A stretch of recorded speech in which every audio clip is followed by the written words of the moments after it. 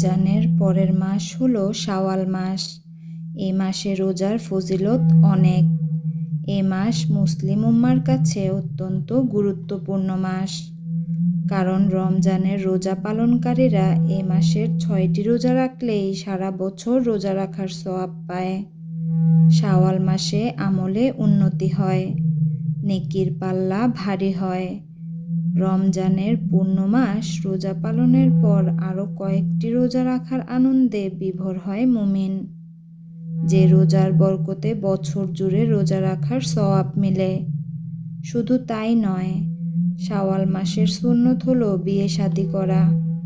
হাদিসে এসেছে, হযরত আয়েশা রাদিয়াল্লাহু আনহু বর্ণনা করেছেন, শাওয়াল মাসে বিয়ে শাদী করা সুন্নত, কারণ মা আয়েশার বিয়ে শাওয়াল মাসের শুক্রবারে মসজিদে নববীতেই হয়েছিল।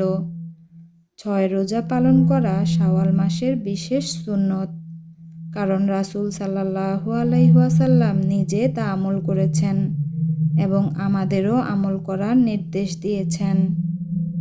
রাসূল সাল্লাল্লাহু আলাইহি ওয়াসাল্লাম বলেন, যারা রমজানের রোজা পালন করবে এবং শাওয়ালে আরও 6টি রোজা রাখবে, তারা যেন সারা বছরই রোজা পালন করল। শাওয়াল মাসের যে কোনো সময় এই রোজা রাখা যায়। ধারাবাহিকভাবে ও মাঝে মাঝে বিরতি দিয়েও আদায় করা যায়। রাসূল সাল্লাল্লাহু আলাইহি ওয়াসাল্লাম শাওয়াল মাসে 6টি নফল রোজা রাখার নির্দেশ দিয়েছেন।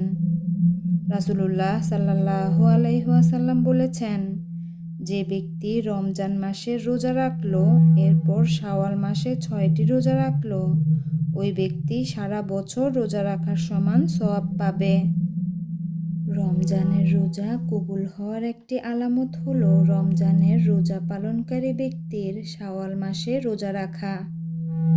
যদি কারো রমজানের রোজা কবুল হয়, তবে আল্লাহ তাআলা ওই বান্দাকে শাওয়ালের 6 রোজা রাখার তৌফিক দান করেন।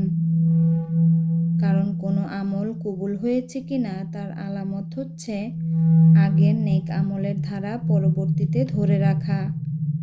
যেমন করে রমজানের রোজা পালনকারী রমজানের পরবর্তী শাওয়াল মাসে আবারও রোজা পালনে নিজেকে আত্মনিয়োগ করে, আর তা হয়ে থাকে আল্লাহর পক্ষ থেকে। সাপ্তাহিক ও মাসিক আইয়ামে বীজের রোজার সাথে মিল রেখে সহজেই শাওয়ালের রোজাগুলো রাখা যায়, আর এতে বেশি কষ্টও হয় না, কারণ সপ্তাহের সোমবার ও বৃহস্পতিবার রোজা রাখলেই পুরো মাসে সহজেই 6টি রোজা রাখা সহজ হয়ে যায়। তবে কেউ যদি একটানা 6 রোজাও রাখে, তাতেও কোনো সমস্যা নেই। তবে অবশ্যই আগে রমজানের ভাঙতি বা কাজা রোজা রাখতে হবে, তারপর শাওয়ালের 6 রোজা রাখতে হবে, কারণ শাওয়ালের রোজার সওয়াব ঘোষিত হয়েছে তাদের জন্য যারা রমজানের রোজা পূর্ণ করেছে, কারণ হাদিসে এমনই বলা হয়েছে। সুতরাং যদি কারো অসুস্থতা বা সফরের কারণে ভাঙতি রোজা থাকে, তবে তা আগে আদায় করতে হবে, তারপর শাওয়ালের 6 রোজা রাখতে হবে। অনেকেই মনে করেন শাওয়াল মাসে 6 রোজা না রেখে অন্য কোনো মাসে এই 6 রোজা রাখলে সারা বছরের সওয়াব পাওয়া যাবে। এটা আসলে ভুল। শাওয়াল মাস চলে যাওয়ার পর 6 রোজা রাখলে হাদিসে ঘোষিত 6 রোজার সারা বছর রোজা রাখার সমান সওয়াব পাওয়া যাবে না, কারণ 6 রোজা রমজানের রোজা পালনকারীর জন্য শাওয়াল মাসের মধ্যেই রাখার শর্ত দেওয়া হয়েছে। যারা এই শর্ত পূরণ করতে পারবে, তারাই বছর জুড়ে রোজা রাখার সওয়াব পাবে।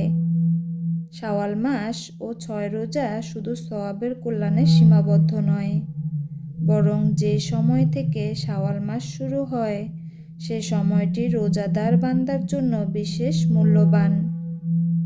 ঈদের আগের রাত মানে চাঁদ রাত বলতে শাওয়ালের প্রথম রাতকেই বোঝানো হয়। এ রাতের ইবাদতকারীর জন্য আল্লাহ তাআলা জান্নাত ওয়াজিব করে দেন। বান্দা আল্লাহর কাছে যা চান তাই পান, কেননা এ রাতের কোনো প্রার্থনাকারীকে আল্লাহ তাআলা ফেরত দেন না। হাদিসে এসেছে, হযরত আব্দুল্লাহ ইবনে উমর রাদিয়াল্লাহু আনহু বর্ণনা করেন, যে ব্যক্তি জুমার রাত, রজব মাসের প্রথম রাত, অর্ধ শাবানের রাত এবং 2 ঈদের রাত সহ এই 5 রাতে কোনো দোয়া করে, সে রাতে তার কোনো আবেদনই ফিরিয়ে দেওয়া হয় না।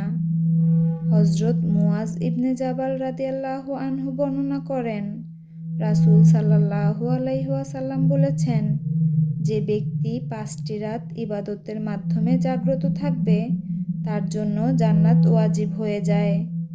জিলহজ মাসের 8 তারিখের রাত, জিলহজ মাসের 9 তারিখের রাত অর্থাৎ আরাফার রাত, ঈদুল আজহার রাত, শাওয়াল মাসের প্রথম রাত মানে ঈদুল ফিতরের রাত এবং অর্ধ শাবানের রাত।